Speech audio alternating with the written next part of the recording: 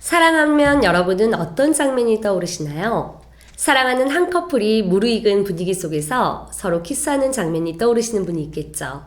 또 어떤 사람은 인자하고 사랑 가득한 눈빛으로 내 아이를 바라보는 어머니, 아버지의 모습을 떠올리시는 분도 있을 거예요.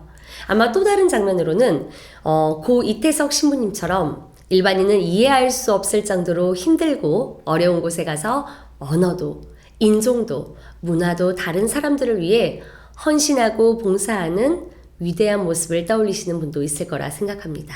그리고 스윗드림 김하연의 시청자 여러분을 사랑하여 새로운 영상으로 여러분을 찾아가는 모습은 직접 보고 계시죠? 사랑이라고 한다면 우리는 다양한 의미를 부여하고 다양한 모습을 떠올릴 수 있을 거예요. 가장 먼저 떠오르는 장면이 있다면 아마 여러분이 생각하는 사랑의 컬러와 잘 맞지 않을까 생각이 드네요.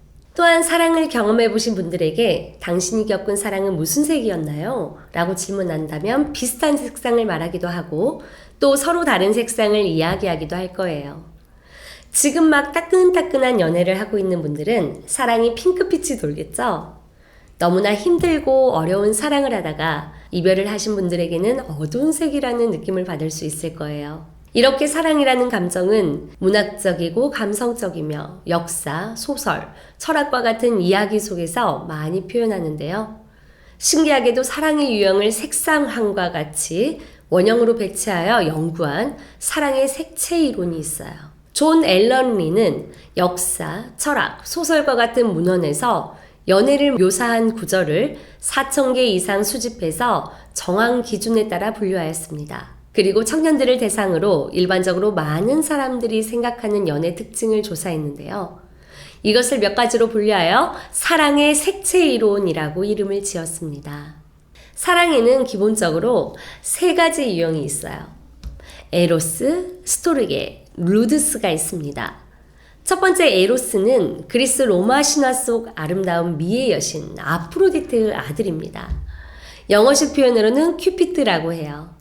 이 에로스는 연애의 신으로 연애를 가장 소중하게 생각하는 신입니다. 사랑을 위해서라면 모든 것을 버릴 수도 있다는 마음을 지닌 에로스 타입은 행동하는 것마저도 로맨틱합니다. 연인을 위해 편지를 써주거나 사랑의 세레나데를 불러주는 모습들, 그리고 이 안에 너 있다? 나 너 좋아하냐? 와 같은 드라마에서나 등장할 법한 손발이 오그라드는 낯간지러운 말과 행동을 아주 서슴없이 하게 됩니다. 또한 에로스는 완전히 육체적이고 성적인 매력에 빠져든 모습인데요. 대부분의 외모에 집착하는 편으로 상대의 멋진 외모에 강한 반응을 보이고 첫눈에 반하는 경우가 많습니다. 대표적으로 동화 신데렐라, 잠자는 숲속의 미녀와 같은 이러한 이야기에서 전형적인 에로스형 사랑인데요. 에로스 타입은 옛날 이야기나 동화에 자주 등장합니다. 두 번째 스토르게는 원래 그리스어로 부모의 자식 사랑, 형제애와 같은 가족적인 사랑을 의미합니다. 이러한 의미가 발전의 정열적인 것과는 거리가 먼 평온한 일종의 우정과 같은 우애를 의미합니다. 이런 부류의 사랑은 보통 친구 관계로부터 시작되는데요. 어떤 경우에는 서로가 사랑을 하고 있다는 것 자체를 모를 때가 더 많다고 하네요. 오랜 기간 친구로 지내오다가 자신이 결혼을 해야겠다고 결심하는 때가 오면 그 친구밖에 없어 깨닫게 됩니다.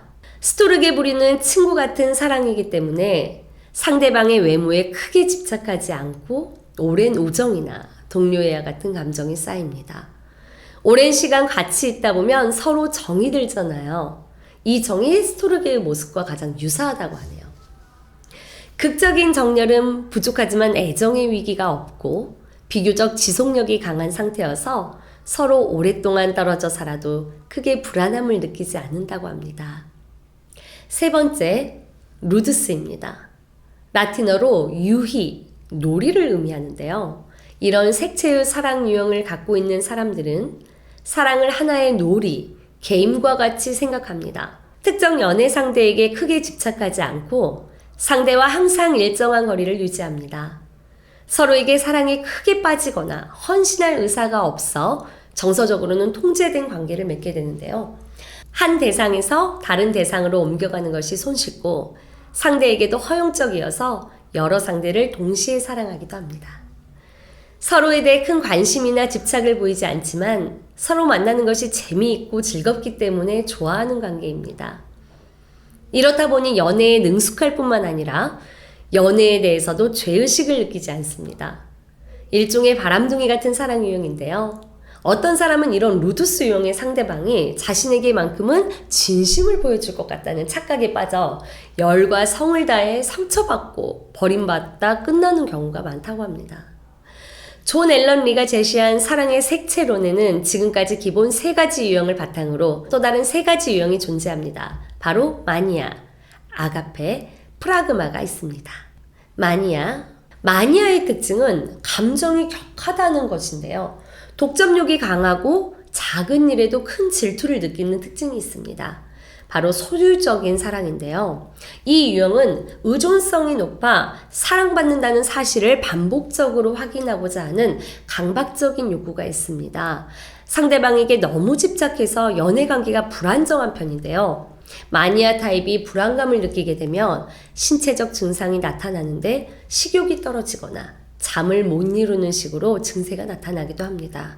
이런 부분은 본인 자신도 사랑을 필요하다고 느끼면서 사랑을 유지하는 것이 매우 힘겹고 고통스럽기 때문에 사랑하는 것을 두려워하게 됩니다. 5번째, 아가페적 사랑은 상대 이익을 생각해 자기 자신을 희생하는 것을 마다하지 않는 이타적인 사랑을 말합니다. 헌신적 사랑이라고도 하는데 사랑의 상호성을 기대하지 않으며 사랑을 의무로 생각합니다. 따라서 사랑이란 감정이 아닌 의지의 표현이며 상대방에게 보살핌을 베풀어야 할 의무감을 강하게 느끼고 배우자는 이런 배려를 필요로 하는 사람이어야 한다고 생각합니다. 상대방을 나보다 더 행복하게 해줄 경쟁자가 있다고 판단이 되면 기꺼이 이 관계를 단념하기도 합니다. 보통 이런 부류의 사랑은 존재하기 어려운데요. 애정관계에서 일시적으로 이런 과정이 나타날 수는 있습니다. 이런 특성을 갖고 있다 보니 아가페는 지극히 기독교 같은 종교적인 사랑의 모습입니다. 이해와 양보, 희생을 통해 벼루어가는 사랑이에요. 자신의 모든 것을 다 주면서도 대가를 바라지 않는 사랑이기 때문에 질투심과 같은 감정이 있을 수 없다고는 하네요. 6번째, 프라그마입니다. 이 유형은 연애를 사랑이 아닌 목적을 이루기 위한 수단으로 생각하는 타입입니다. 실용적인 사랑입니다. 상대가 자신과 겁맞는지 또는 합리적으로 계산하고 평가해서 의도적으로 고려하여 적절한 상대를 선택합니다. 또는 자신의 지위를 상승시키기 위해 그러한 목적으로 상대를 이용하기도 합니다. 따라서 상대를 선택할 때 자신에게 이익이 되는지 아닌지를 판단해야 하므로 기준이 까다롭습니다. 이런 유형은 과거의 정과 같은 부분은 전혀 연연하지 않는데요.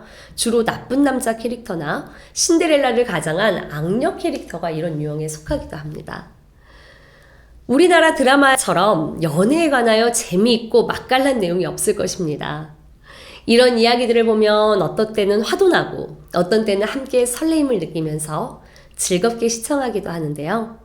우리 일상도 마찬가지겠죠. 노희경 작가의 지금 사랑하지 않는 자 모두 유죄처럼 여러분 지금 사랑하며 살아가기도 부족한 이 시간에 여러분들은 더욱더 아름다운 사랑을 하시길 바라면서 저도 여러분을 많이 사랑합니다. 서로 사랑하는 사람과 사랑스러운 시간을 보내시기 바랍니다. 김아연의 스윗드림 다음 시간에 만나요.